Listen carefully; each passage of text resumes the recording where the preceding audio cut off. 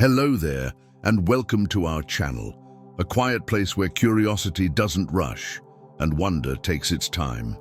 Tonight, I want to invite you into a thought that, at first, sounds like science fiction, but the longer you sit with it, the more it lingers. Imagine, for a moment, that Earth isn't simply a planet born of dust and chaos and chance, but something more deliberate.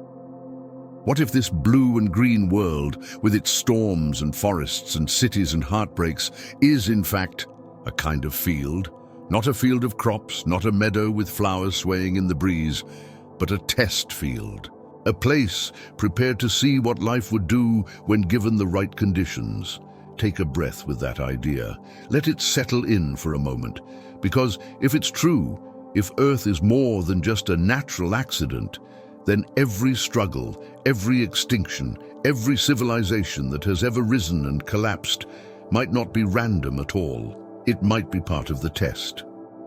And before we wander deeper, let me ask you something small but grounding.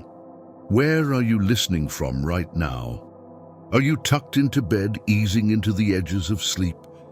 Are you sitting in a dim room after a long day, letting your mind finally slow? Or maybe you're on the other side of the world, where the sun is still high and the idea of drifting to sleep feels far away. Whatever the case, take note of this moment. The temperature of the air, the sound in the room, the feeling in your chest. Now imagine gently that even this tiny moment, this now, was always meant to be observed. The suggestion can feel unsettling, even eerie, because no one likes the thought of being watched, yet there is another side to it. If Earth is a test field, then our lives are not meaningless. We are not drifting alone on a small planet in an indifferent universe. We are part of something larger, something intentional. There's comfort in that possibility. Not proof, but a whisper that maybe the story of Earth has always been more than dust and chance. Think about how the world itself seems prepared for this role. Our planet sits in a narrow zone where it's neither too hot nor too cold.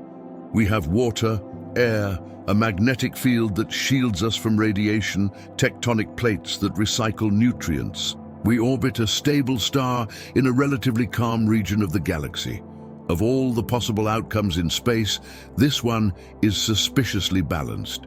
You can call it coincidence, you can call it luck. But if you let the thought breathe a little longer, you might wonder if it feels like design, as if the conditions were set up carefully, like a laboratory arranged before the experiment begins, and the experiment itself seems to be changed. Life didn't appear once and remained static. It has shifted, adapted, grown stranger and more complex across billions of years.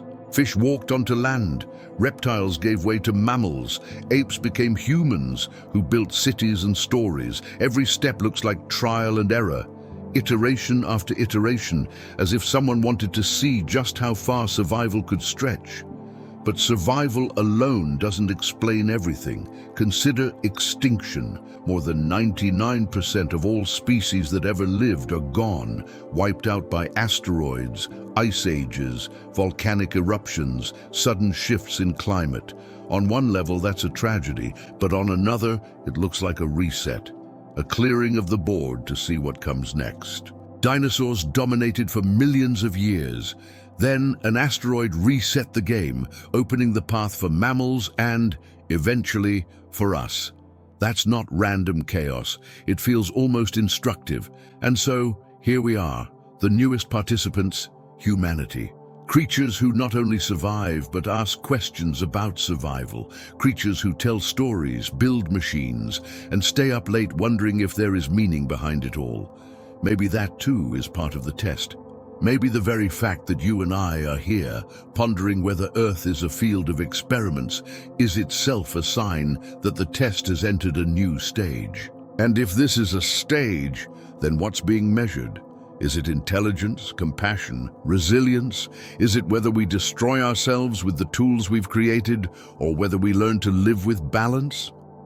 Perhaps it isn't a single question with a single answer. Perhaps the whole experiment is just about watching us unfold, seeing what choices we make when placed in a world both beautiful and brutal. But that's a thought for later. For now, I just want you to sit with this single idea, gentle and strange as it is. Earth is a test field, not proven, not disproven, but waiting in the background like a quiet possibility. The oceans, the mountains, the stories of civilizations long gone, the very moment you're in right now. What if all of it was never random? What if it was always meant to be? All right, let's ease into this next thought without rushing it. The idea that Earth might be a test field is already unusual, but the moment you let it in, even just as a possibility, everything else starts to shift, because if we're being tested, then nothing is truly ordinary anymore. Every moment, every choice, every rise and collapse of history takes on another layer of meaning. It isn't just about survival in the raw biological sense.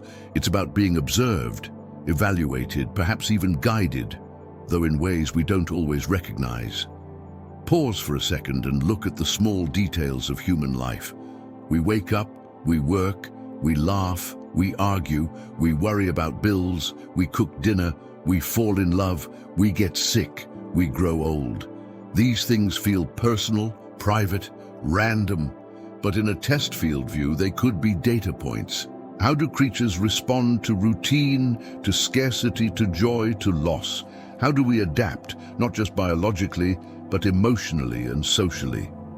In a sense, our daily struggles could be the experiment's most important content. Not the grand wars or the giant extinctions, but the quiet, ordinary ways in which we carry ourselves through life. Think about history with this lens. Civilizations rise, sometimes brilliantly.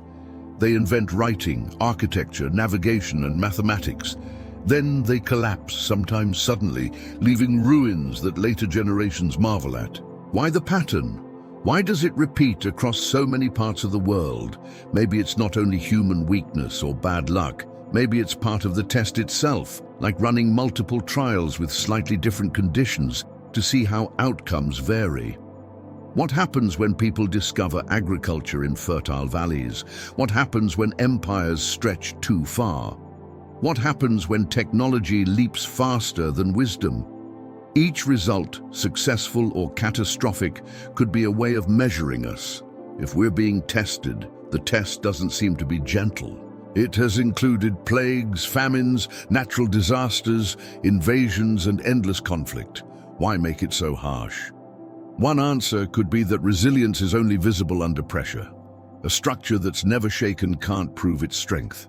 So maybe the reason life on Earth faces wave after wave of hardship is not cruelty, but calibration. You don't know what a species is capable of until you put it through extremes. But maybe it's not just about resilience. Maybe it's about choice. The test might not be to see whether we can survive, but how we survive. Do we become selfish, violent, destructive when pressed? Or do we build cooperation, compassion, creativity? When technology gives us fire, do we only burn with it? Or do we also learn to cook and forge? When we split the atom, do we only make weapons? Or do we also make medicine and energy? Each turning point feels like a question posed to humanity, not yes or no, not right or wrong, but revealing.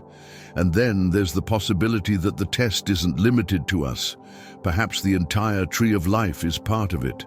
Plants evolving to photosynthesize, insects to pollinate, predators and prey shaping each other in endless cycles. Every adaptation, every extinction could be part of a larger picture. Maybe the point isn't even just human civilization, but life itself, tested in all its forms to see how it diversifies, interacts, and reshapes the planet. In that sense, we're not the only subjects. We're simply the current stage. The thought that we're being tested also shifts how we see failure. Usually when a species dies out or when a society collapses, we think of it as tragedy or waste. But in an experiment, failure is not meaningless. Failure provides information. If the dinosaurs had not failed the asteroid test, mammals would never have had their chance. If Rome had not fallen, the Renaissance might never have bloomed centuries later. From the test perspective, what looks like disaster may simply be the necessary step toward the next outcome. But of course, the thought also unsettles us. Who is running the test? Is it aliens, as some speculate? Civilizations so advanced they can seed planets and watch them grow like gardens? Is it our own descendants, perhaps with technology that lets them simulate the past in ways we can't even imagine? Is it something more abstract, a universal intelligence, or a higher order of reality that is curious about itself? And why this planet?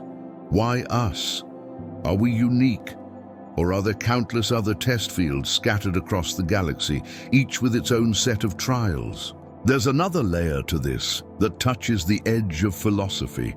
If we're being tested, then are we free? Do we really choose our actions, or are we only following conditions set up for us? Some would say a test field is just a maze, and we are like mice reacting as expected. Others would argue that the maze itself doesn't dictate how you move through it. The walls are there, the challenges are arranged, but the path you carve is your own.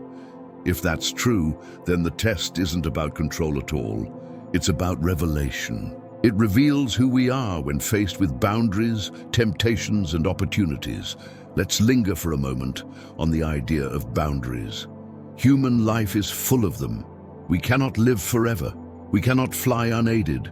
We cannot escape the need for food, water, and sleep. We are limited by time, by mortality, by the fragility of our bodies. But perhaps those limits are part of the design.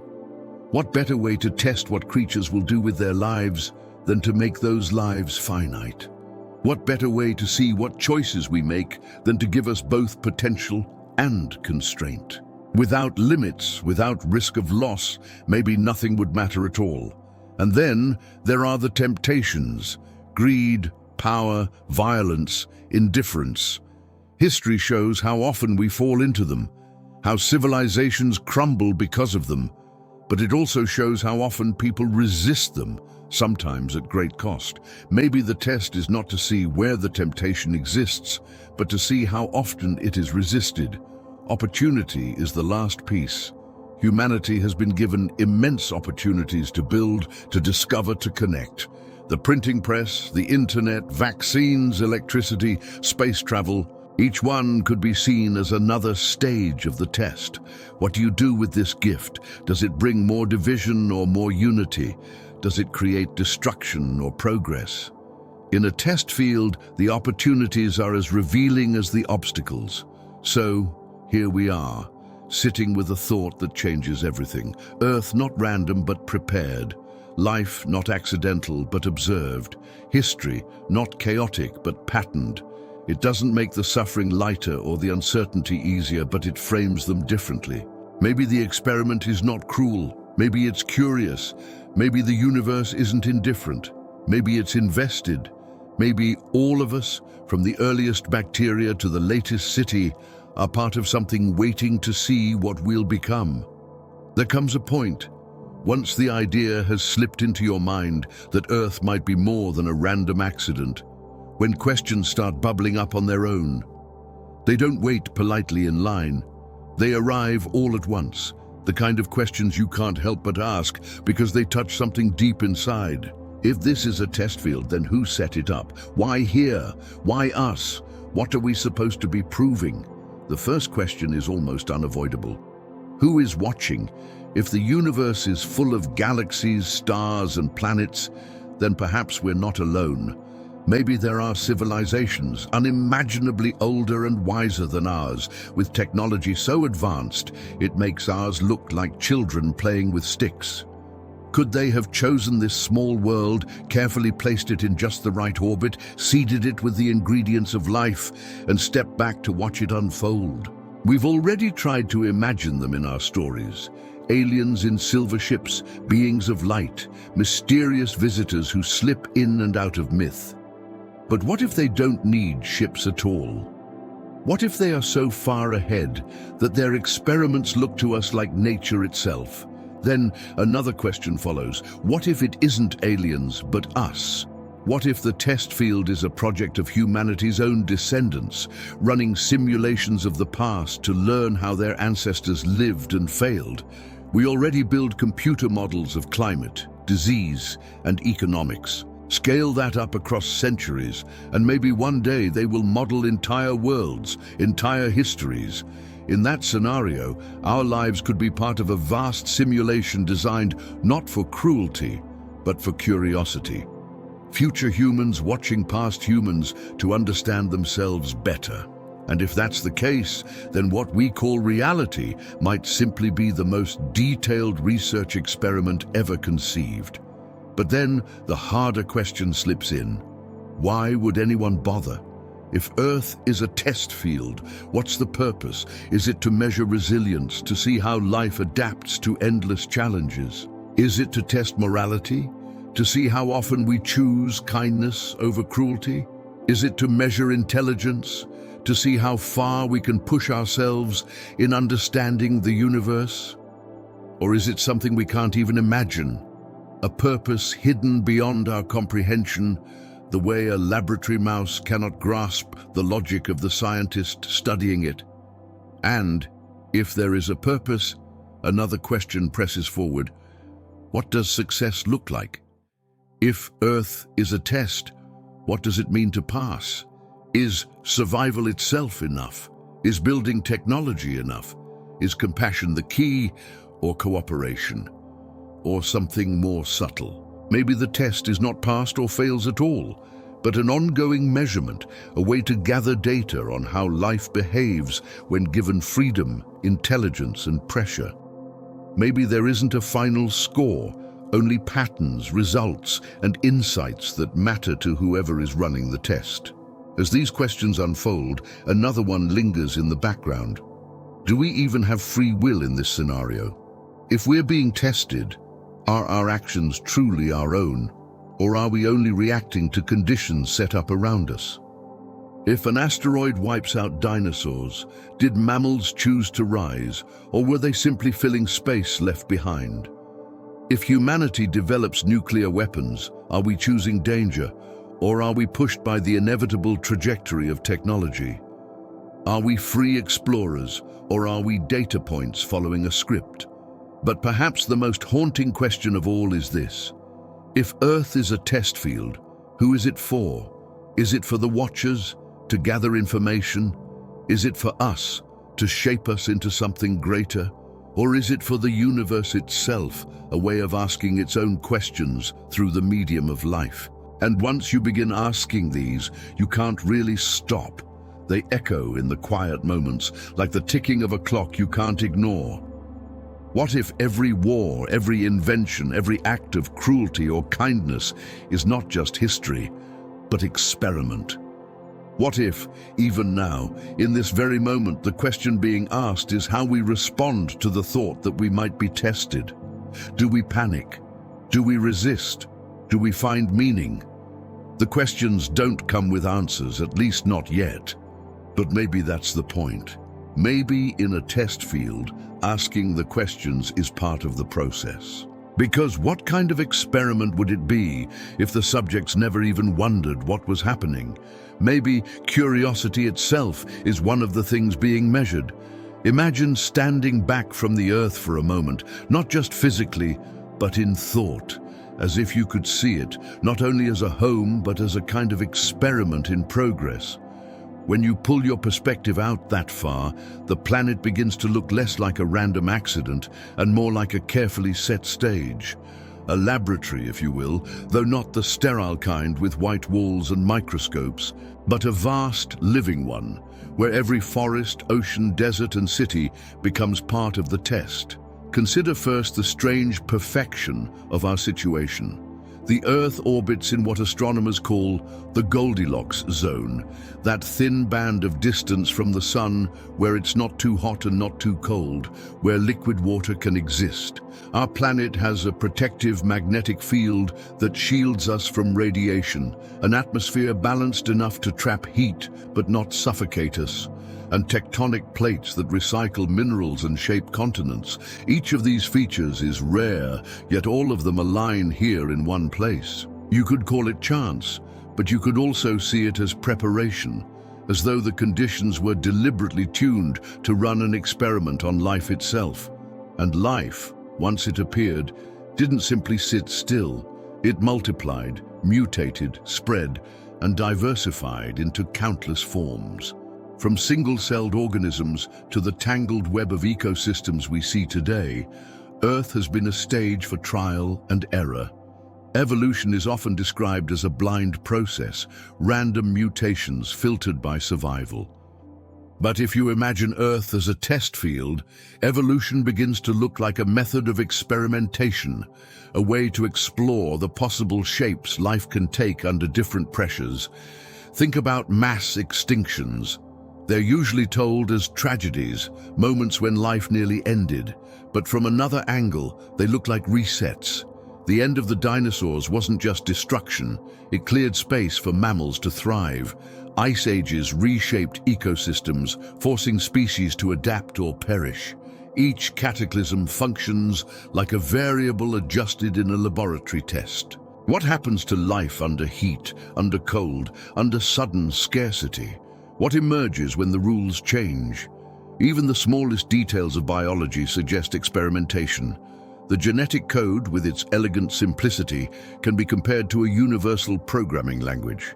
Every living thing on Earth uses the same four-letter code, shuffled in endless combinations, like an experimenter reusing a standard template to test different outcomes.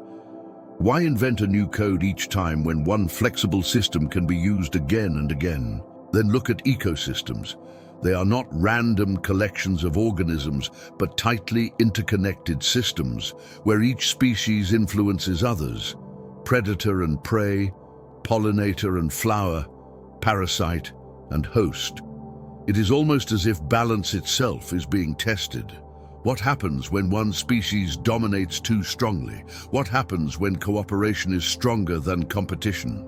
Nature constantly reconfigures, adjusting variables like a scientist running iteration after iteration, collecting results over millions of years. Humans, of course, add a new layer. We are not only participants, but observers, capable of noticing patterns and asking whether they are tests.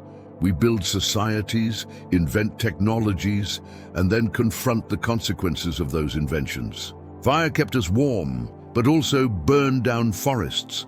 Agriculture fed millions, but altered landscapes. Industry gave us power, but also pollution. Each leap forward feels like a question. What will you do with this? Will you use it to flourish or to falter? And history shows both answers. Sometimes we collapse under the weight of our own creations. Sometimes we rise stronger, reshaping the world yet again. It's as if humanity itself is a running trial, exploring what happens when intelligence is added to the mix. How far will it go? How destructive? How creative? There are moments when the resemblance to a laboratory becomes uncanny. Diseases that spread like tests of resilience, natural disasters that force sudden adaptation, resources that appear abundant at first, then dwindle, pushing us to invent or perish. Even social patterns repeat like controlled trials, cooperation, competition, inequality, innovation. They appear in every civilization, as though some unseen hand is running the same experiment with different variables to see whether the outcomes change. And if Earth is a laboratory, then the experiment doesn't look like it has a single endpoint. It is not simply about producing one perfect species or one stable society. It seems to be about observing the range of possibilities. Life has been tested under extremes of heat, cold, abundance, and scarcity. It has been tested through asteroids and ice ages, through cooperation and war. What seems random might actually be the richness of the experiment. It makes you wonder about our role. Are we the final stage, the ultimate test subjects, or simply one more iteration in a series that will continue long after us? Perhaps humanity is just another trial, like the dinosaurs were, to see what intelligence does under pressure.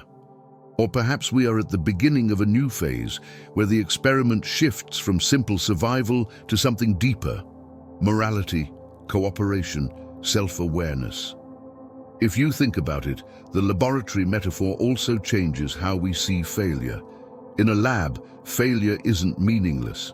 Every failed attempt provides data, points the way toward new questions. Maybe the same is true for life on Earth. Extinctions, collapses, mistakes, they all feed into the larger experiment. Nothing is wasted.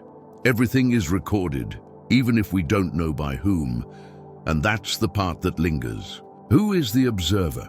Is it advanced extraterrestrials, patient and methodical, running long-term trials on different planets? Is it future humans, studying their own path through simulations? Is it a higher intelligence, setting conditions not out of indifference but out of curiosity or even hope? We can't answer that. Not yet. But the pattern remains, the Earth itself carrying the marks of a world designed for endless testing. So, when you look at the stars, or even just the ground beneath your feet, you might see more than scenery. You might see the floor of a laboratory, the surface of a test field, every creature, every storm, every quiet human thought becoming one more data point in the longest-running experiment we can imagine. When people talk about extinction, the word usually comes heavy. It carries with it the sense of loss, of something precious slipping into silence forever. But if we allow ourselves to place the thought of Earth as a test field over this history, extinction begins to look slightly different. It stops being just an ending and starts to resemble a kind of reset, not a random catastrophe, but a button pressed at key intervals, wiping the slate in order to see what comes next. Think of the dinosaurs. For more than 150 million years, they dominated the planet. Vast, diverse, adaptable, they filled the Earth with every imaginable form, from armored giants to feathered predators. By all accounts, they were successful. Then, around 65 million years ago, an asteroid struck. In geological time, it was an instant, a sudden trial that most of them failed. If this was an experiment, then that asteroid looks like the end of one phase and the beginning of another.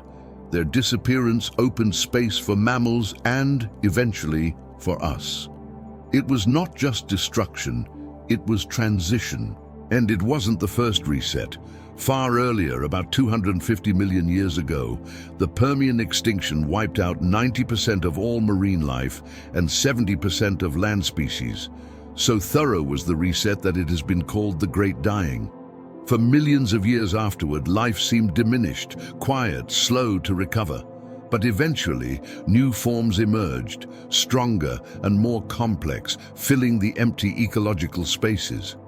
The planet, once cleared, became fertile ground for experimentation. Again, scientists catalog at least 5 major mass extinctions, along with countless smaller ones. Each follows a pattern, a world rich with life, suddenly disrupted by some massive event, an asteroid, volcanic eruptions, climate shifts. The majority of species vanish and new ones rise in their place. If life were purely random, these events would be tragedies without meaning. But if Earth is a test field, they might be deliberate pauses, scheduled resets in an ongoing sequence. Not cruelty, but calibration. The test changes conditions, and observers wait to see how life adapts. Even the smaller extinctions carry the flavor of resets. Take the end of the Ice Age, roughly 12,000 years ago. Megafauna, mammoths, saber-toothed cats, giant ground sloths, disappeared as the climate warmed and humans expanded. Their absence reshaped ecosystems and forced humanity to innovate, turning from hunting massive beasts to domesticating crops and animals. Civilization, in a sense, was born out of that reset. Without it, human society might never have taken the path it did. From this perspective, mass extinctions aren't simply accidents of nature, they are turning points. The test shifts the parameters, closes one chapter and opens another, and always the question seems to be, what emerges now? Will the survivors find ways to adapt, to diversify, to create something new? It's unsettling to think that catastrophe might serve a purpose.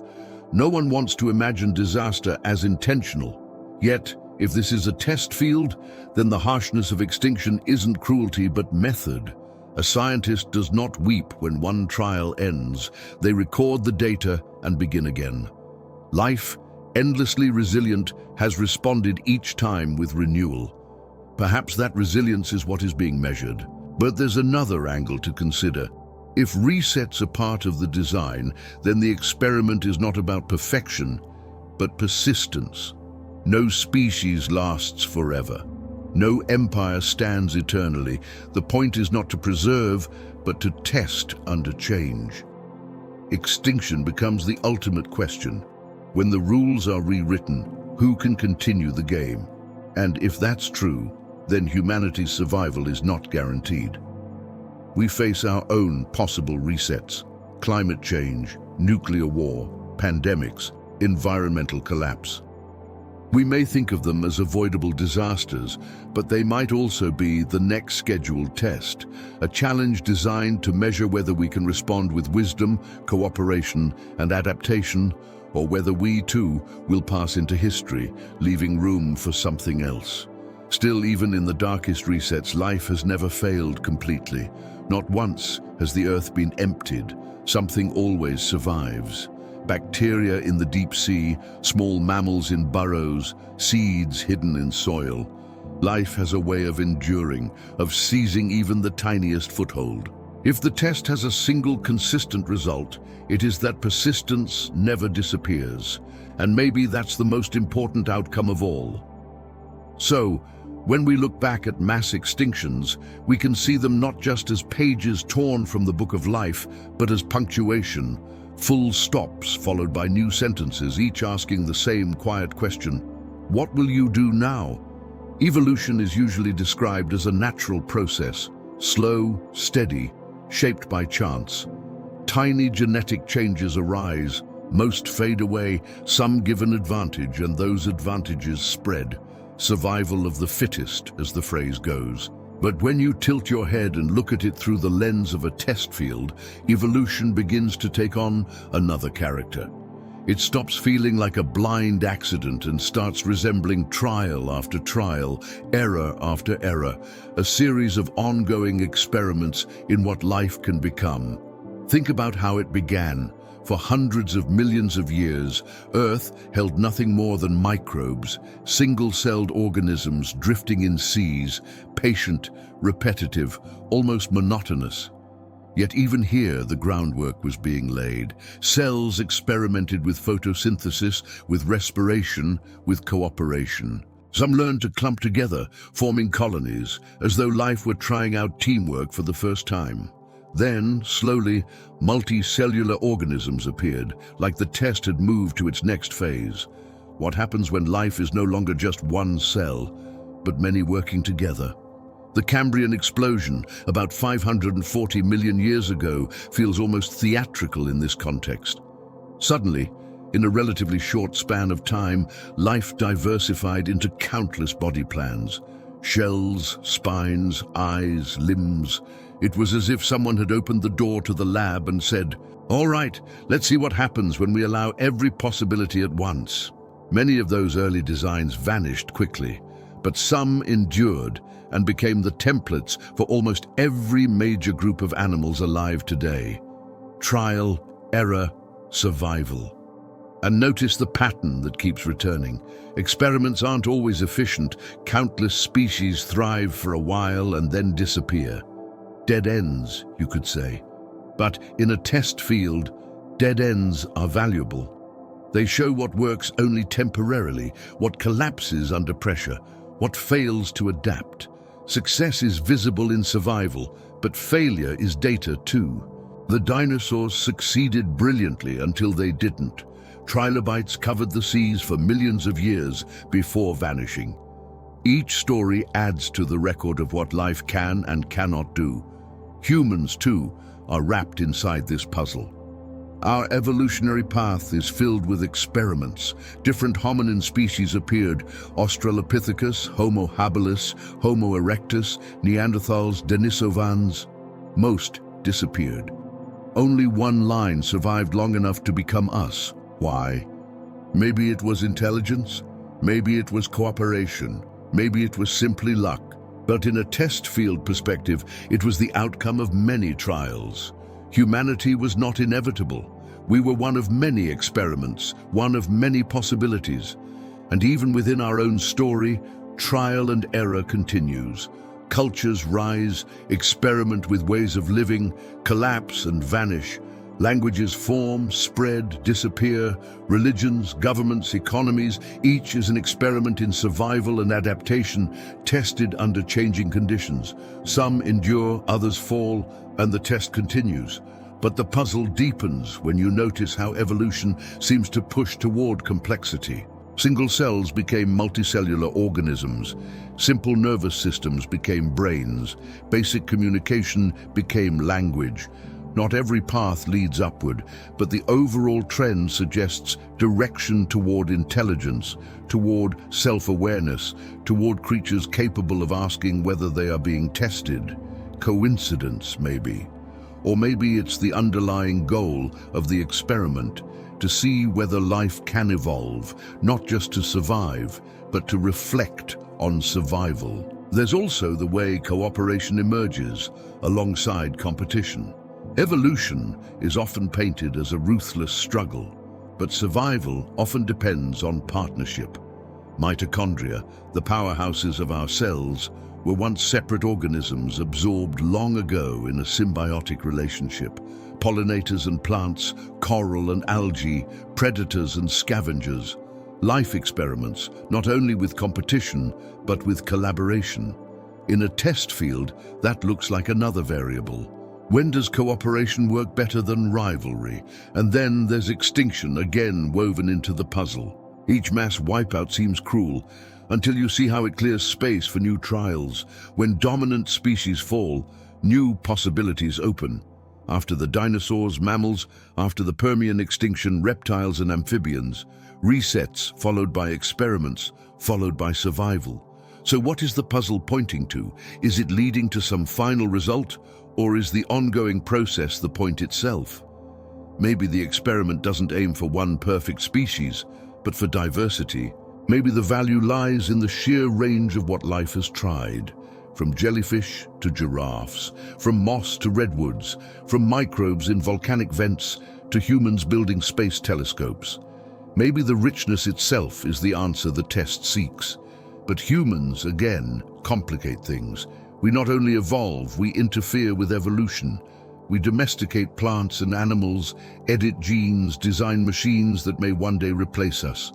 We accelerate the process, adding our own layer of experiments on top of nature's. Perhaps this is another phase of the test. What happens when the subjects learn to run experiments of their own? And maybe that's the most puzzling piece of all. Evolution gave us curiosity, and curiosity makes us ask questions like this one. We look at our own history, we see trial, error, and survival. And we wonder if someone else is watching too. Maybe curiosity is the latest adaptation being tested. Will it lead us to wisdom, or will it lead us to ruin? The answer isn't clear yet, but the puzzle remains, unfolding with every generation. If you step back and look at human history, not as a straight line, but as a series of waves, something curious emerges. Civilizations don't simply last forever. They rise with energy, inventiveness, and ambition. And then, sometimes abruptly, they vanish. From one perspective, it's tragic. From another, it's just the rhythm of human affairs. But if Earth is a test field, then maybe each civilization is less a permanent achievement and more a trial run, a test to see what happens under certain conditions, with certain resources, with certain cultural choices. Think about Mesopotamia, often called the cradle of civilization. In the fertile valleys of the Tigris and Euphrates rivers, people learned to farm, to build cities, to write. Here, we see the first experiments with organized government, laws, and trade networks stretching across vast distances. It flourished, and then it faltered. Salinized soil, invasions, political instability. Was it a failure, or was it the end of one trial?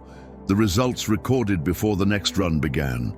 Egypt rose on the banks of the Nile with astonishing stability. For thousands of years, dynasties ruled, monuments rose, and knowledge accumulated, yet even it declined. Droughts weakened agriculture. Outside powers invaded, internal corruption spread. The trial of centralized stability gave way to collapse. Then look east to the Indus Valley, where cities like Mohenjo-Daro thrived with advanced sanitation, planned streets, and standardized weights. Yet, for reasons still debated, perhaps climate shifts, perhaps changing rivers, the civilization vanished. No dramatic conquest, just a quiet ending. Another test concluded, another data point added. The same story plays out across the world. The Maya built soaring temples and tracked the heavens with remarkable precision. Then, their cities were abandoned, perhaps due to drought, resource depletion, or internal conflict. The Roman Empire stretched across continents, binding diverse peoples with roads, laws, and military might, only to crumble under the weight of overexpansion, corruption, and pressure from outside tribes. Each case looks like a pattern: rise, flourish, decline, test, record, reset. From this angle, it isn't failure that defines civilizations, but impermanence. None of them were meant to last forever. Perhaps permanence isn't the goal. Maybe the experiment is about observing what happens at each stage, how people govern, how they distribute resources, how they handle power, how they respond to scarcity and abundance. And the variety is striking. Some civilizations emphasize rigid hierarchy, others relative equality. Some value conquest, others stability. Some collapse quickly, others linger for centuries.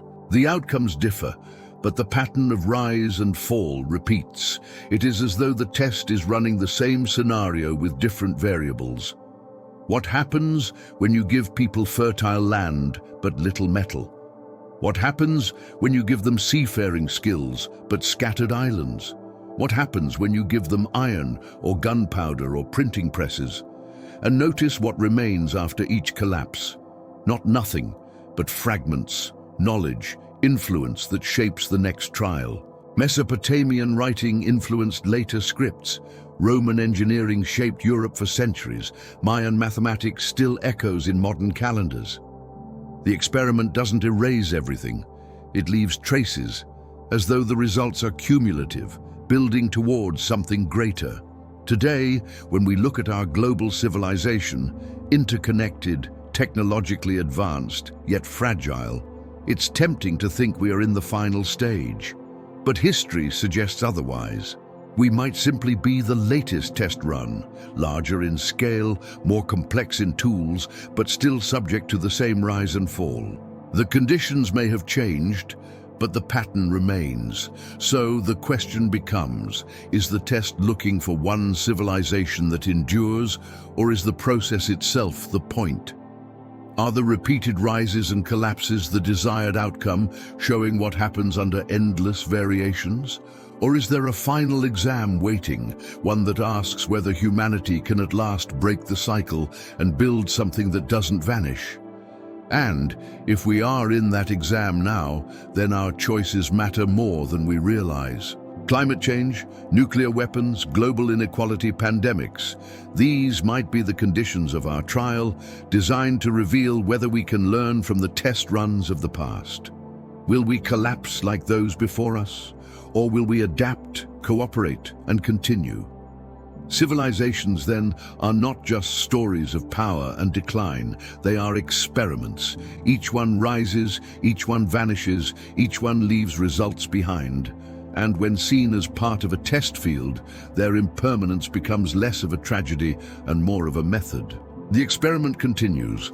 The data accumulates, and the observers, whoever they may be, wait to see what humanity does next. When we look at nature, we usually treat its rules as neutral. Physics, chemistry, biology. They're the framework, the given conditions in which everything happens. But if Earth is a test field, then those very rules take on a new kind of meaning.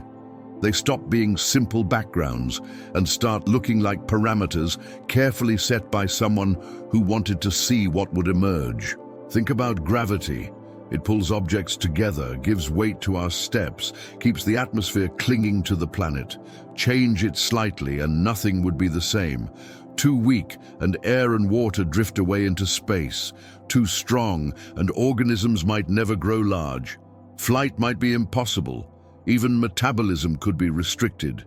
It feels less like coincidence and more like calibration, a dial turned to just the right setting. Then there's water, the strangest liquid in the universe.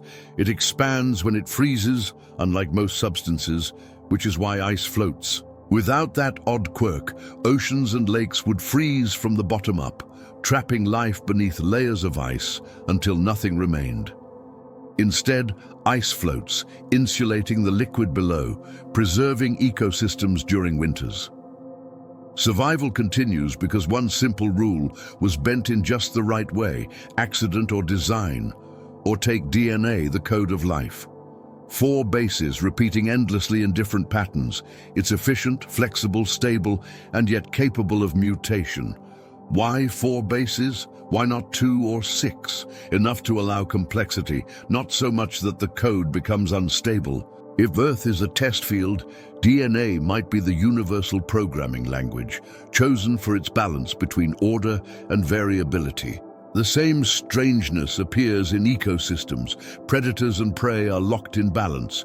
Too many predators and prey vanish, collapsing the system. Too few and prey overpopulate, destroying food sources. Ecosystems stabilize around invisible tipping points, as though designed to maintain tension without snapping completely. It's like a rule written into the test. Allow fluctuation, but prevent absolute collapse, at least most of the time. And notice how nature insists on limits. Every organism needs, it cannot escape. Energy must come from somewhere. Waste must be dealt with. Death is inevitable. These constraints keep the system moving, preventing stagnation. You could imagine a universe where organisms were immortal, never hungry, never vulnerable. But what would such a test measure? By writing mortality into the rules, the experiment guarantees change, struggle, and adaptation. Even beauty, strangely enough, fits the pattern. Flowers evolve bright colors to attract pollinators. Birds sing elaborate songs to attract mates. Peacocks grow feathers that seem almost impractical. Beauty might be useful, but it also feels unnecessary, extravagant. In a test field, it could be a variable. What happens when creatures are influenced, not just by survival, but by attraction, aesthetics, even something like preference? Then, there's the rule of balance between cooperation and competition. Nature doesn't favor one completely. Wolves hunt together, bees work as colonies, humans build societies. Yet at the same time, individuals compete for resources, mates, and territory. Too much competition and everything collapses. Too much cooperation and innovation stalls. It's as if the test requires both, weaving them together to see what results emerge. Sometimes the rules even look deliberately paradoxical. Viruses, for example, are on the edge of life, not fully alive, not fully dead. They spread relentlessly, often devastating. Yet, they also shape evolution by forcing adaptations, by carrying genetic material between organisms. Why create something so destructive and so useful at once? Unless the point was to see how life handles contradictions. And of course, humans notice the rules most clearly when they bend them. Antibiotics kill bacteria but trigger resistance. Fertilizers feed crops but exhaust soil. Technology solves one problem and creates another. It's as if the rules have built-in consequences, reminding us that shortcuts carry costs. So the question lingers, are these strange rules the result of blind chance, or are they parameters in a vast experiment? Gravity, water, DNA, ecosystems, mortality, beauty, balance, paradox. They could be natural accidents, or they could be carefully chosen conditions. If they are chosen, then the test is elegant. The rules aren't rigid, but flexible enough to allow diversity. They don't dictate outcomes, they only shape possibilities. Within those boundaries, life experiments endlessly. Trial, error, survival. And we, humans, are just the latest creatures to ask why the rules are what they are. Suffering is one of those things we struggle to explain, no matter what lens we use. Religions wrestle with it. Philosophy circles around it. Science often sidesteps it. And each individual who goes through it feels the weight directly. Why is there so much pain built into existence? Not just the obvious forms like disease or disaster, but the quiet, everyday kinds too. Loneliness, regret, grief, disappointment. If Earth is a test field, suffering begins to look less like a flaw and more like an intentional part of the conditions, a variable designed into the experiment itself. Look first at physical suffering. Bodies are fragile, vulnerable to injury, illness, decay. Bones break, skin burns, organs fail. It seems cruel at first glance. Why not make beings more durable? But maybe fragility is part of the test. Resilience can only be revealed under strain. Compassion only appears when there is someone to care for. Medicine only advances when disease demands it. In this way, suffering generates responses, endurance, innovation, empathy. Without suffering, those responses would never be tested. Then there is emotional suffering, which often cuts deeper than the physical.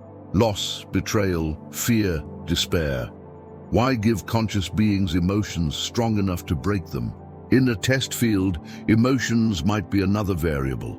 Joy reveals how we flourish when conditions are good. Grief reveals how we recover when conditions are terrible. Love reveals how deeply we can connect, but also how deeply we can hurt. Perhaps the measure is not simply whether we survive, but how we carry ourselves through pain, how we choose to act when faced with it. Consider, too, how suffering shapes civilizations. Famine pushes societies to invent agriculture. Plagues force improvements in hygiene and medicine. War drives technological leaps, however grimly. Natural disasters teach us to cooperate, to build stronger, to respect the power of the world around us. Entire chapters of human progress are written in response to suffering. If Earth is a test field, those moments of trial might be the points of greatest observation. How do humans respond when the pressure is at its highest and suffering has another role? It equalizes. Wealth, power, intelligence, none of these guarantee freedom from pain. Even the strongest are vulnerable to loss. Even the richest cannot buy immortality. Suffering makes every life finite, every choice fragile. Perhaps that universality is deliberate, a way of ensuring that every subject in the test, no matter their status, must confront the same core question. How will you face what hurts? But the hardest part of suffering is its seeming unfairness. Innocent children get sick, disasters strike without warning, good people suffer while cruel ones thrive. If this is a test field, then fairness may not be the point. Tests aren't always fair at the moment. They're designed to reveal something about the subjects. Randomness might itself be the variable. What happens when good and bad are not distributed evenly? Do people lose hope, or do they build systems of justice and compassion to counterbalance the unfairness they see? There's also the paradox that suffering often creates meaning. Ask people what shaped them most, and many will point to hardships, loss that deepened their empathy, struggle that built their strength, failure that redirected their lives. No one seeks suffering, yet its presence often becomes the turning point. In a test field, that could be exactly the point. Not that suffering is good in itself, but that the responses it triggers reveal something essential. Even art and culture bear this out. So much of what humans create, music, literature, painting, film is an attempt to process pain, tragedies, heartbreak songs, stories of resilience. Our creativity is fueled as much by what hurts as by what delights. In that sense, suffering expands, not only survival skills, but imagination. Still, none of this makes suffering easy to accept. Knowing it might be part of a test doesn't make the pain lighter at the moment, but it does frame it differently. Instead of seeing suffering as pointless, you can see it as a condition that shapes the experiment, as something woven into the very fabric of the test. And maybe that's the deeper layer. If Earth is a test field, suffering is not punishment. It is an observation. It's the background pressure against which life reveals its truest colors. Not whether we avoid pain because we can't, but how we respond to it. Do we collapse into cruelty, or do we reach for kindness? Do we turn inward, or do we connect outward? Those responses may be the real data the test is recording. So the next time you ask why suffering exists, consider that in a world designed for testing, it might be the most important variable of all. Not because it is good, not because it is fair, but because it reveals what nothing else can. Once the thought takes hold that Earth may be more than an accident, another question follows naturally, almost uncomfortably. If it isn't random, then who is watching? Who could possibly have the scale, the patience, the power to set up a planet as a test field and then wait across millions of years for the results? It's a question that makes people uneasy because it forces us to look beyond what we know and into possibilities that are strange, maybe even unsettling. The first candidates that come to mind are the ones our stories have always played with. Extraterrestrials, civilizations older and wiser than ours, born long before the Earth had even cooled. They might have mastered technologies that let them seed life across worlds, set conditions like scientists arranging a lab, and then step back. We imagine them in spaceships or with forms so alien we could barely comprehend them. But maybe they don't need to arrive in ships at all. Maybe their methods are woven into the physics of the universe itself, subtle enough that what we call natural laws are actually the framework they left behind. But aliens aren't the only option. Another possibility is that the Watchers are us, or at least a version of us from the far future. Humanity has already begun running simulations of climate, disease, and economics. Scale that forward by 1,000 years, and it's not impossible to imagine our descendants running simulations of entire planets, entire histories. Maybe they wanted to see what choices their ancestors might make under certain conditions. Maybe they wanted to understand how civilizations rise and fall, or how intelligence responds to crises. In that case, we're part of a project, not out of malice, but out of curiosity, like a child running a model train set, only on a scale beyond our comprehension.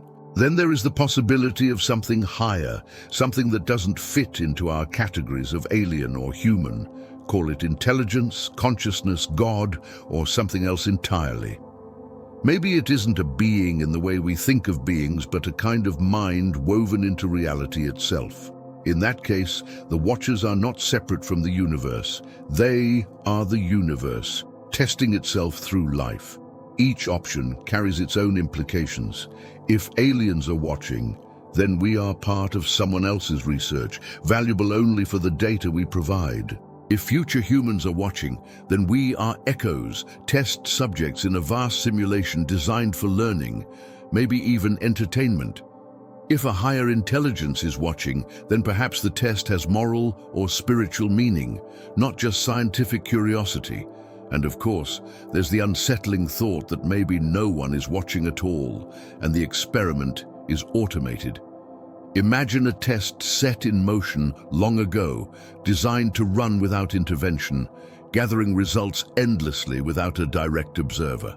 The Watchers might not be here anymore, or maybe they never needed to be. Still, the question won't go away.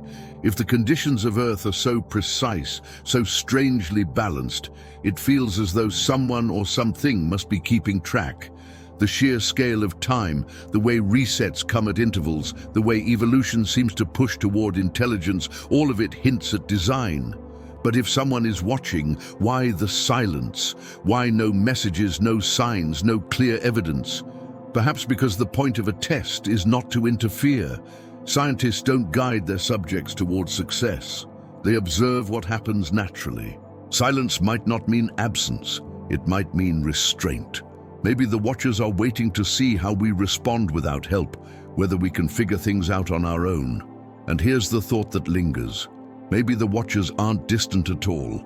Maybe they are close, woven into the patterns of life itself, appearing not in obvious ways, but in subtle nudges. A mutation here, a coincidence there, a strange alignment of events that push us towards certain outcomes. Who could be watching?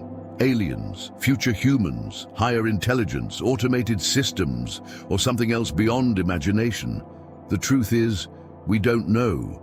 But if Earth is a test field, then someone or something is out there, curious enough to set the stage and patient enough to wait for the story to unfold. When most people hear the phrase advanced extraterrestrials, their minds leap to the familiar images pop culture has given us. Tall beings with enormous dark eyes, glowing ships hovering silently over cities, green skin, silver suits, strange voices. But if we step away from the cliches for a moment and take the idea seriously, if Earth really is a test field, and if someone is running it, then advanced extraterrestrials are one of the most straightforward candidates. Consider the time scale. Our own civilization has gone from fire to smartphones in a few tens of thousands of years, barely a blink in cosmic time. Imagine a species with a head start of millions of years, even billions. What would their technology look like? What would their intentions be? If we can already edit genes, simulate weather, and build artificial intelligence, what could they do with a million more years of progress? Perhaps seeding life across planets is routine for them, like planting gardens. They might carry the raw ingredients, amino acids, microbes, DNA-like templates, and scatter them through star systems. Earth, in this view, wasn't random, but chosen. Its conditions were right. So they placed the seeds, arranged the soil, and set the experiment running. And if they are watching, they would not need to hover in ships. Interference would spoil the test. Instead, they might use tools so subtle we mistake them for natural processes. Asteroids that redirect the course of evolution, climate fluctuations that push species to adapt, bursts of mutation that accelerate change. All of these could be nudges, adjustments by an intelligence far beyond us. Even the silence might make sense. We expect aliens to announce themselves with messages, signals, visits. But if Earth is a test field, the last thing they would do is reveal the experiment. Silence isn't absence, silence is control. Scientists don't speak to their test subjects, they watch. Think too about scale. Advanced extraterrestrials might not care only about us. They could be running thousands of test fields across the galaxy, each one a planet with its own conditions, some with high gravity, some with two suns, some with different chemistry, each one another trial, another piece of data. Earth may feel unique to us, but to them it might be one of many. And what would they be testing? Perhaps resilience, how life adapts under pressure. Perhaps morality, how intelligence balances selfishness with cooperation. Perhaps creativity, how far a species can push against its own limits. Or maybe it isn't about any single trait. Maybe the test is simply to watch life unfold, to see the sheer variety of what is possible when the right conditions are set. Of course, there's a darker angle. What if advanced extraterrestrials aren't benevolent gardeners, but indifferent scientists? To them, our lives might not matter individually. We are data points, not children. Extinction might be no more significant than the end of a lab trial. Comforting or terrifying, depending on how you see it. But another possibility is more hopeful. What if they are not indifferent at all? What if they are invested, hoping to see us succeed? Maybe the test isn't about collecting data, but about preparation. Maybe we're being shaped for eventual contact, tested to see whether we can handle the truth of other civilizations. Maybe the silence is not rejection, but patience, waiting until we are ready. And here we sit, telling stories about them, building films and books filled with their imagined forms. Perhaps that too is part of the test. Our curiosity about life beyond Earth might be one of the very qualities they are watching, because curiosity leads to exploration, exploration to discovery, discovery to growth. So the idea of advanced extraterrestrials as the watchers behind the test field is not as far-fetched as it sounds. If life on Earth has always been shaped, nudged, observed, then it fits neatly into the scenario. It doesn't prove it, of course, but it leaves us with a question worth sitting with. If they are out there, and if they are watching, what kind of story do they think we're telling right now? Imagine for a moment that the watchers aren't aliens at all. Imagine instead that they're us, not as in the present, but as in the far future. Humanity 1,000 years from now, maybe 10,000, maybe even 1,000,000. What would we look like by then? What would we know? What would we be capable of today? We already run simulations. We model climate systems to see how the Earth will change. We simulate disease outbreaks to test responses. We build digital replicas of traffic, of economies, of entire ecosystems. These simulations are still crude, limited by our computing power. But give us another century, another millennium. It's not hard to picture us creating simulations so detailed they feel indistinguishable from reality. If that's possible, then maybe that's what we are. Maybe Earth is not a random planet, but a test designed by our own descendants. They might have wanted to understand their origins, to see how we lived before they became what they are. Or maybe they wanted to study the patterns of civilizations, the choices we made, the mistakes we repeated. What better way to learn than to recreate the past, not as a book or a record, but as a living, breathing world? In that case, our lives are part of a simulation, not faked, not unreal, but running on a system we can't see. Every joy, every sorrow, every rise and fall of empire, all part of an experiment designed by humans so far ahead of us we could hardly recognize them as kin. There's an unsettling symmetry here. We run experiments on animals, on cells, on computer programs. What if our descendants simply do the same, but on a larger scale? We are their lab mice, their test data, their history lesson. To them, our suffering might not be cruelty, but curiosity, not punishment, but process. And the silence of the universe would make sense here too. If we're inside their simulation, of course, we don't hear signals from the outside. Of course, we don't see beyond the edges. Everything is contained because everything is designed. But what if it isn't just about studying the past?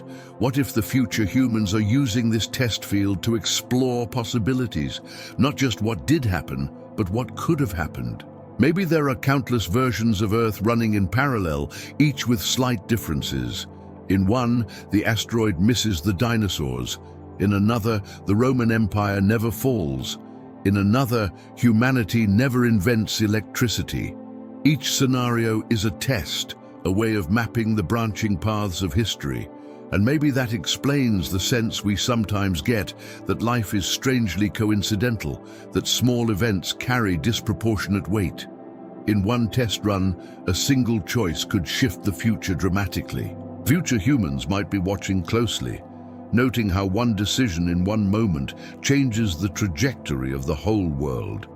There's even a possibility that the experiment is not external at all, but participatory. Maybe future humans are not only watching, but entering their simulations, living among us to feel what it was like, slipping into roles hidden unnoticed, testing not just outcomes, but experiences. In that case, the watchers may walk beside us every day, without us ever knowing. The question then becomes why? Why would future humans put so much effort into testing their past? Maybe it's for knowledge, maybe it's for entertainment, Maybe it's for survival, to understand the challenges that shaped them so they can face their own future more wisely. Or maybe in some strange way, they are trying to give meaning back to us. By recreating our lives as an experiment, they preserve us, ensure that we are never forgotten, that every choice we make continues to matter. And if that's true, then everything we do, every small kindness, every mistake, every invention is not lost to time, but recorded. Not for gods, not for aliens, but for our own descendants who wanted to see what it meant to be human before they became something else. It's a dizzying thought, unsettling, but strangely comforting too.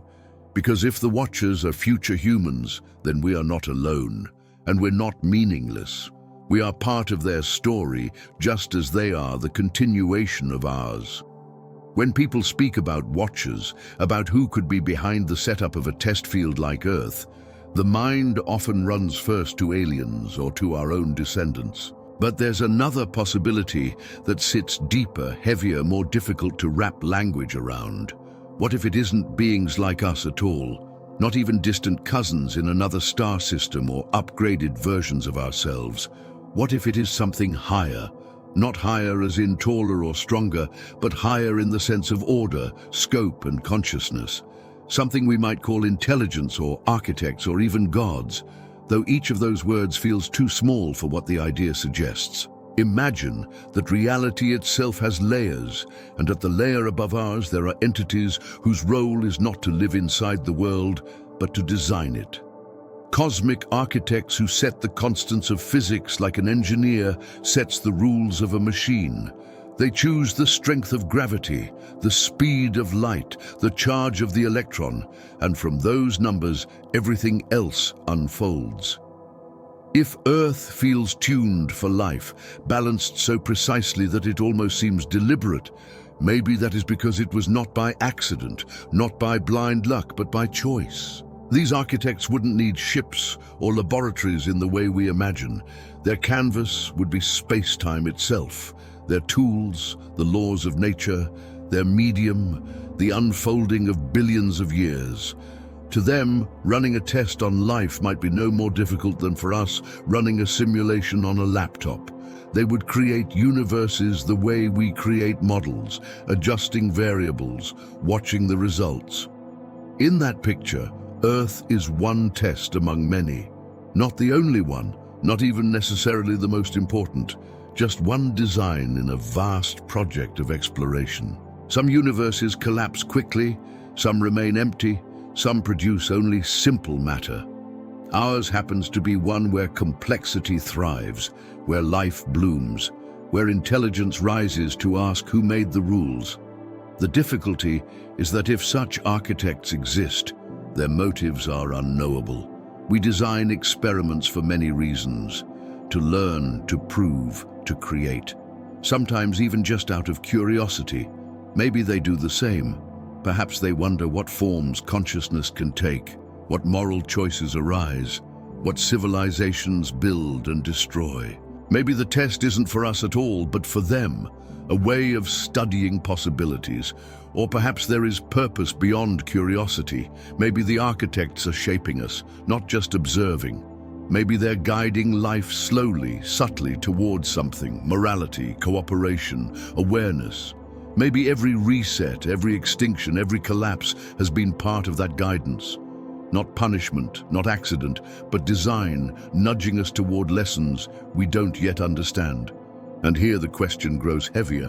Are these higher intelligences benevolent? Do they care whether we succeed, whether we suffer, whether we survive? Or are they detached, watching with interest but without compassion? To a scientist studying bacteria, the fate of individual cells is irrelevant, but to the bacteria, every moment is life or death. The gap between us and them might be as wide as the gap between bacteria and us. Still, some part of us hopes they do care.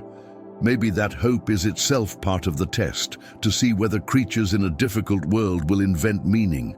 We'll reach for connection beyond what they can see. Maybe the very act of imagining higher intelligence is one of the things they want to observe. The idea of cosmic architects also explains the silence of the universe in another way. Perhaps we will never hear from aliens because the intelligence that matters is not inside the universe with us. It is outside, beyond, holding the frame itself.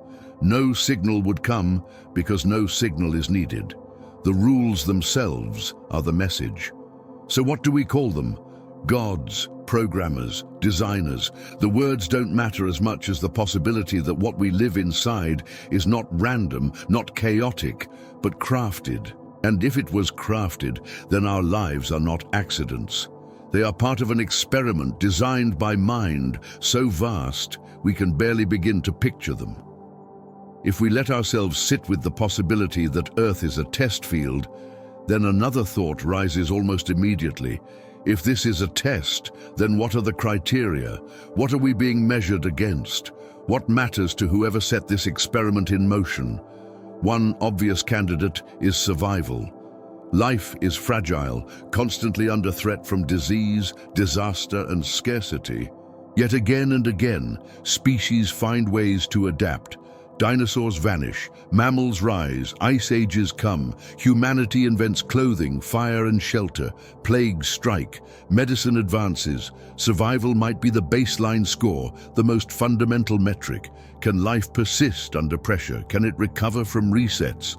Can it continue? But survival alone feels too simple.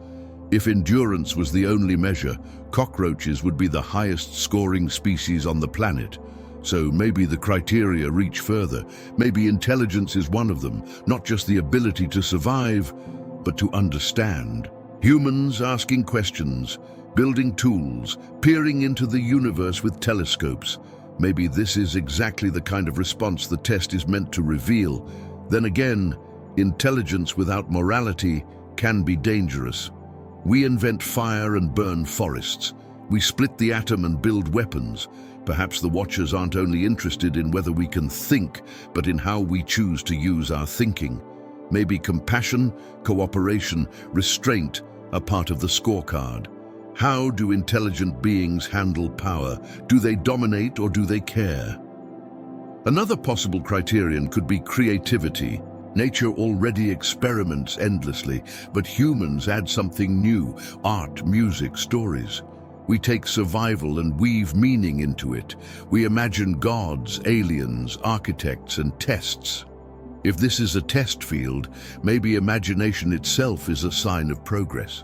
Maybe the ability to see beyond what is directly in front of us is part of what's being measured. And then there's resilience, not just physical, but emotional. How do we respond when things fall apart? Do we turn on each other? Or do we rebuild? Do we sink into despair, or do we create hope out of nothing? Resilience may be less about what happens to us and more about what we do afterward. There's also the possibility that morality itself is the key. Maybe the hidden criteria are not about technology or endurance at all, but about choices. Will we create justice in a world that isn't fair? Will we share when it's easier to hoard? Will we help the vulnerable when we gain nothing from it? Maybe the test is moral in nature, not scientific. But what if the criteria aren't even consistent? Maybe different civilizations, different species, different times are tested for different things. One trial might emphasize endurance, another cooperation, another creativity. The data would be in the variety, not in one standard score. And of course, there's the possibility that we're not meant to know the criteria at all. In most experiments, the subjects don't know what's being measured. That would distort the results. Maybe our confusion, our endless guessing about meaning is part of the test. Maybe the way we respond to uncertainty itself is what matters. If that's true, then the hidden criteria are less about outcomes and more about process. Not whether we survive forever, but how we live while we do. Not whether we discover absolute truth, but whether we search for it. Not whether we eliminate suffering, but how we treat each other in the face of it. And here's the haunting possibility. Maybe the criteria aren't hidden from us at all. Maybe we've always known survival, intelligence, compassion, creativity, resilience, morality.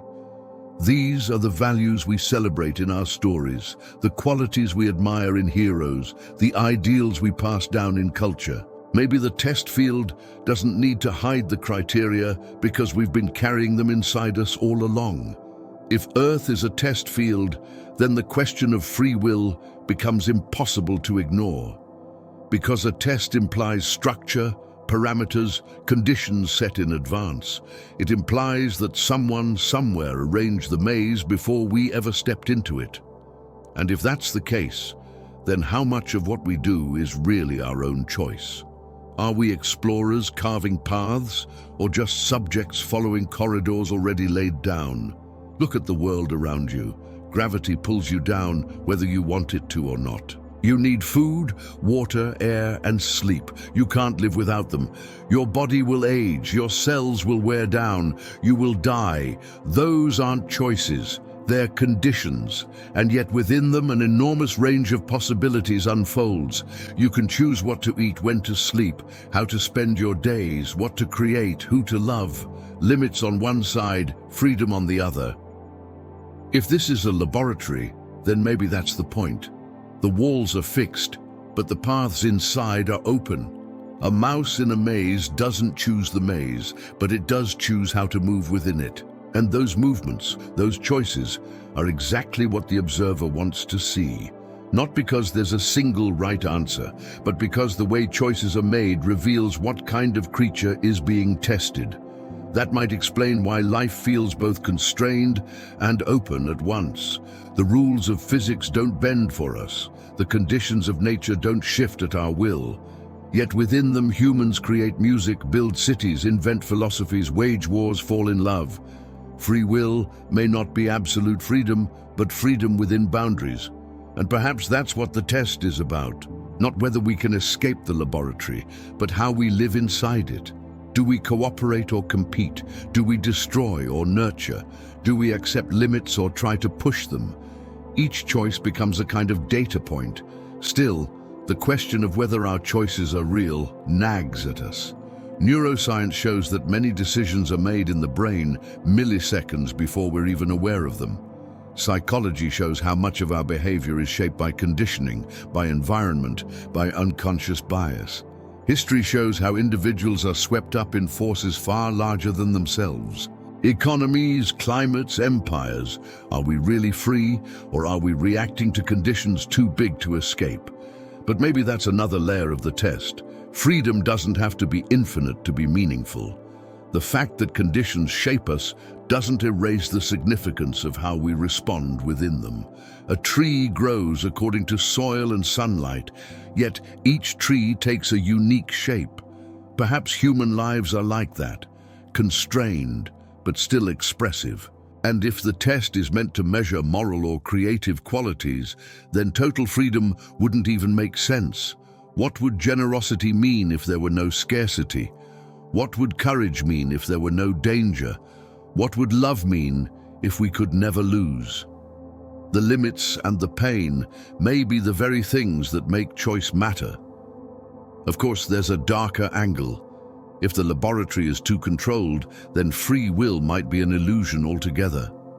Maybe every rise and fall of civilization, every extinction, every invention was inevitable, predetermined by the setup. In that case, we're not subjects making choices, but actors following a script, convinced of our freedom only because the script demands it. Yet even then, something in us resists that thought. We feel free, we argue, decide, regret, hope. Even if the experiment is scripted, the experience of choice is real to us, and perhaps that too is part of the test, to see how creatures behave when given the sense of freedom, whether or not it is absolute. So free will in a laboratory world might not be about whether we can break the rules, but about what we do within them. The walls are there, the conditions fixed. But inside the maze, inside the test field, there are countless ways to move. And every one of those movements, every one of those choices says something about who we are.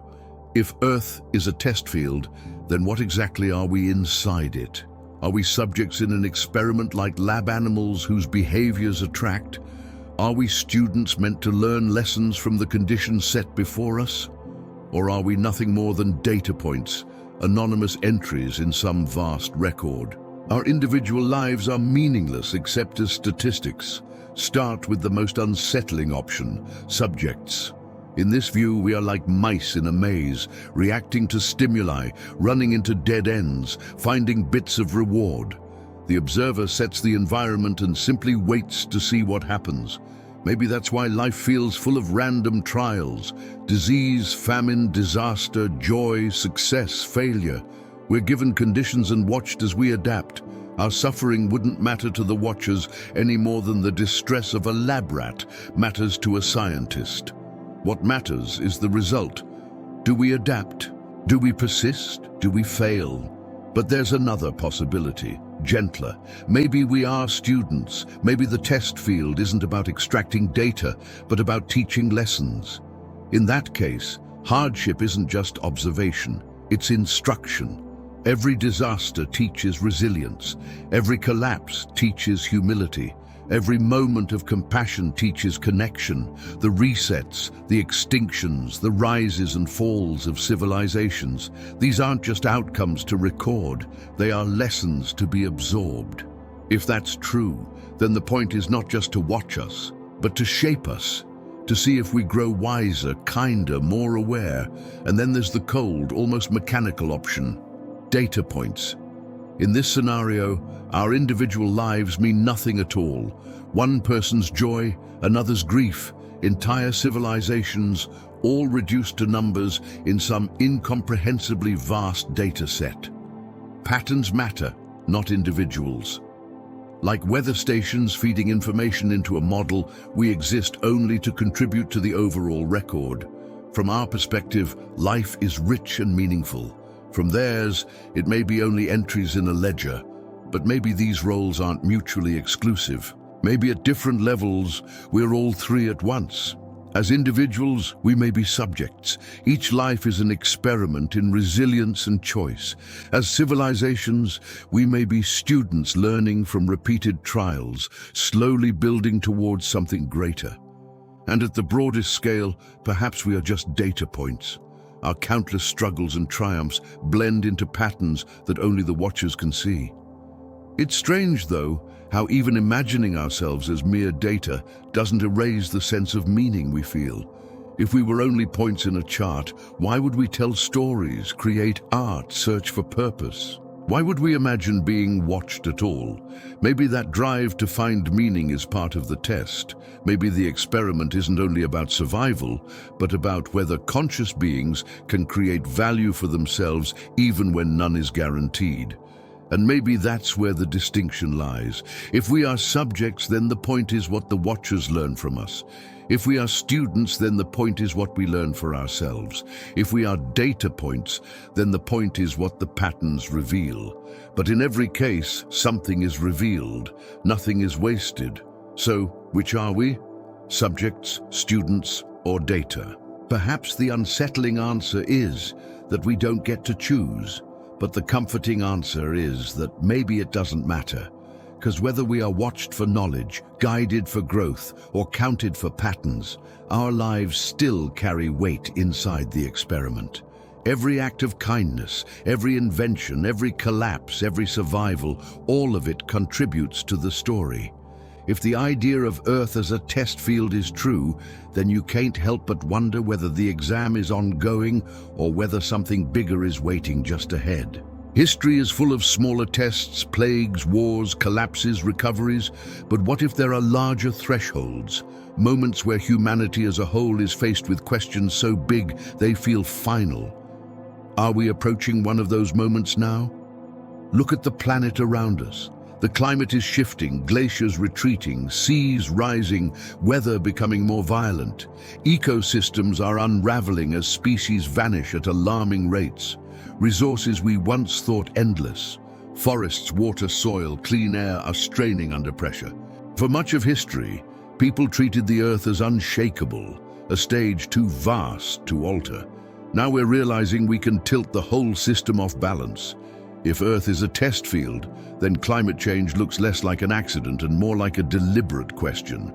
What will you do when your survival depends not on conquering nature, but on caring for it? Technology offers another sign. For thousands of years, our tools grew slowly, step by step. Now they leap forward in decades. Nuclear weapons, artificial intelligence, genetic engineering, space exploration. Each one carries enormous power, the ability to reshape life or destroy it. Maybe that's no coincidence. Maybe the exam is whether intelligence can handle its own inventions without collapsing under their weight. Will we use our tools to heal or to harm, to connect or to control? Then there's our connectedness. Never before has humanity been so aware of itself as a single species. News travels instantly. Pandemics spread globally in weeks. Economies rise and fall in synchrony. What once were local problems now ripple across the planet. In a test field, this could be the merging of smaller trials into a global exam. Can a civilization function not as tribes or nations, but as a planet? Can we act as one when the stakes are shared? You might even see hints in culture. Our stories are filled with apocalyptic themes, visions of collapse, dreams of transcendence. It's as though some part of us already senses the weight of the questions we're facing. We can feel the pressure building, like students aware that the final test is near. Even before the papers are handed out, signs of an approaching exam aren't only in crisis, though. They're also opportunities. Renewable energy, global communication, medical breakthroughs, space exploration. These are tools that could carry us through if we choose wisely. Maybe the exam isn't just about surviving dangers, but about recognizing possibilities. Will we rise to meet them or let them slip away?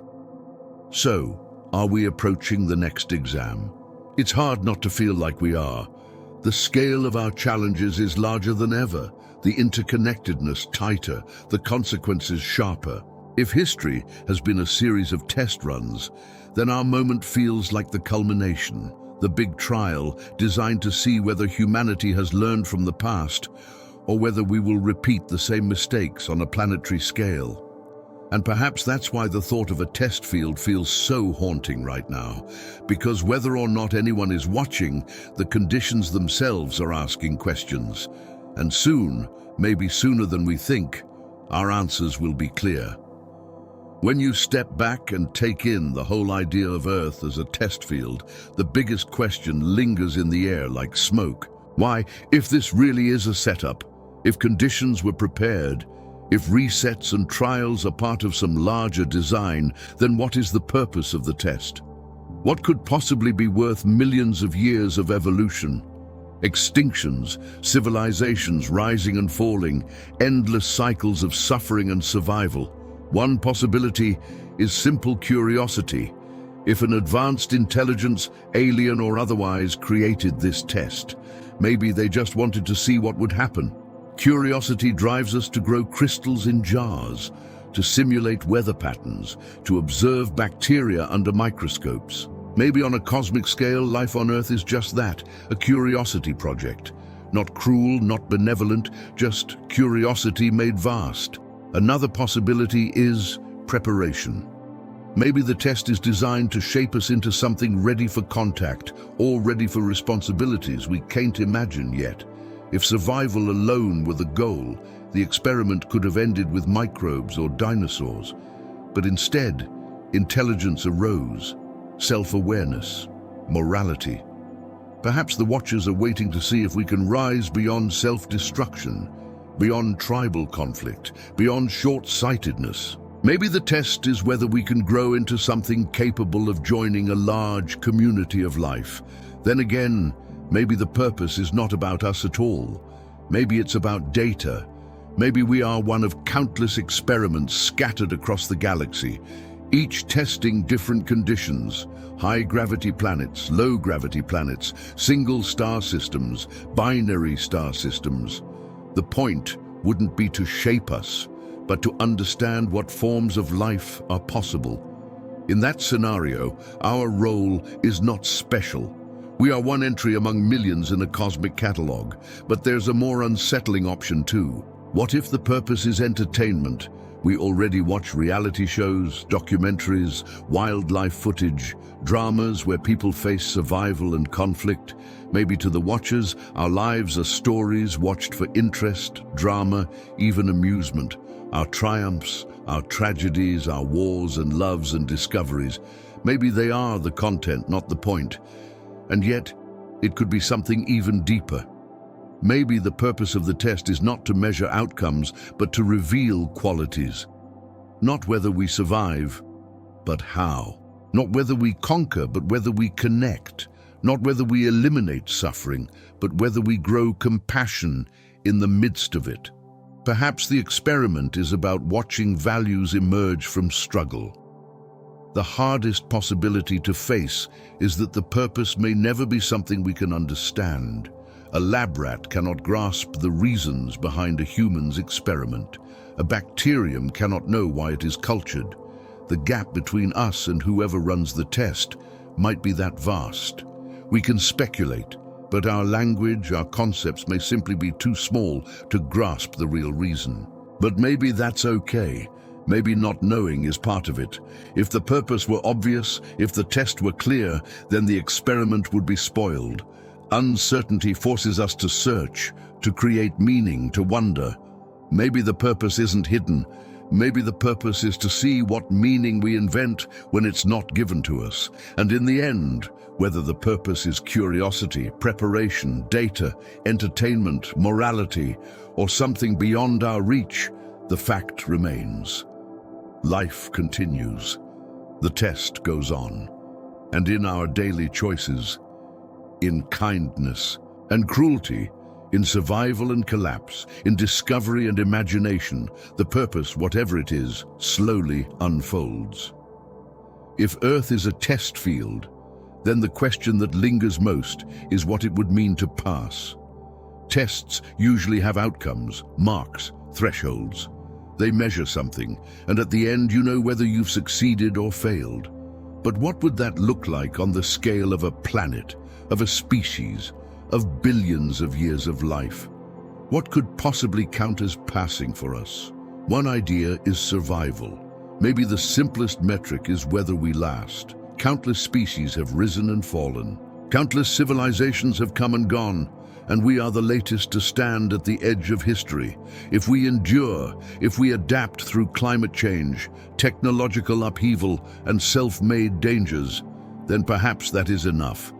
Passing might simply mean persistence, carrying the thread of life forward when so many others have snapped. But maybe that bar is too low. Cockroaches and bacteria will likely outlive us. And if survival is all that matters, they've already passed with flying colors. So maybe the test for us is different. Maybe it's not just about lasting, but about what we do with our time here. Another possibility is harmony. Maybe passing means learning to live within the balance of the planet instead of against it. Civilizations in the past have collapsed when they overreached, when they stripped their resources bare, when they ignored the limits of their environment. If we learn to live differently, to balance technology with sustainability, to create progress without destruction, then maybe that's the real victory. Then again, maybe it's about morality. Not whether we build towers or rockets, but whether we learn kindness, justice, compassion. Imagine observers watching, not impressed by skyscrapers or bombs, but by small acts of cooperation, by people choosing generosity in the face of scarcity, peace in the face of conflict. Maybe passing isn't about achievement at all, but about character. Or perhaps the measure is connection. As individuals, we often feel separate, isolated. But the truth is, we are interdependent with each other, with other species, with the planet itself. Maybe the exam is whether we can recognize that and act on it, whether we can move from me to we, from self-interest to shared interest. If we can do that, then perhaps we've shown what the experiment was meant to reveal. There's also the possibility that passing means transcendence, moving beyond the conditions of the test altogether. Maybe the goal is to reach a level of intelligence or awareness where we step outside the laboratory. Contact with whoever is watching, or entry into some larger community of civilizations, or even an evolution of consciousness beyond the physical. Perhaps the test is whether we can graduate from this classroom into something bigger, but we can't ignore the darker option that maybe there is no passing, only data. Maybe every outcome, survival or extinction, cooperation or collapse, is equally valid to the watchers. In that case, the question of passing is ours alone. Maybe the test doesn't grade us, we grade ourselves. And maybe that's the real point. Maybe passing doesn't mean pleasing the watchers at all, but creating meaning in the face of uncertainty, building justice, seeking knowledge, loving each other, finding beauty, even if no one is keeping score. Perhaps what matters is not some external judgment, but the values we choose to live by while the experiment runs. So what does passing mean? Survival, harmony, morality, connection, transcendence, or simply choosing meaning for ourselves? We don't know. And maybe we're not supposed to. Maybe the answer only comes at the end. Or maybe the act of asking the question is itself part of the exam. So, after all of this wondering, after extinction stories and civilizations collapsing, and the thought of aliens, future humans, or cosmic architects watching from the shadows, it's worth taking a breath. Whether or not any of it is true, whether or not Earth really is a test field, one fact remains. Here we are, alive together at this moment. Look around your space right now. Maybe you're in bed with the light low. Maybe you're outside with night sounds drifting in. Maybe you're just letting this play in the background while you do something else. Wherever you are, the air you're breathing, the body you inhabit, the thoughts flickering through your mind, all of it is part of this world. Test or no test, it is what we have. And that strangely is enough.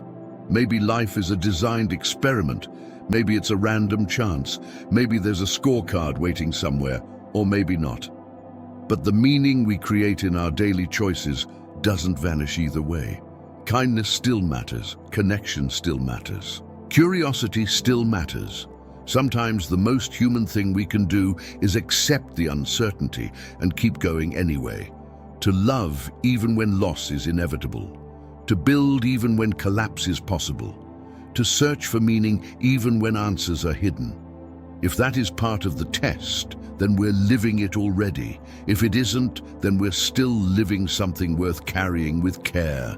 So whether or not anyone is watching, whether or not there is a purpose, whether or not there is a hidden exam waiting in the future, here we are on this planet in this moment together.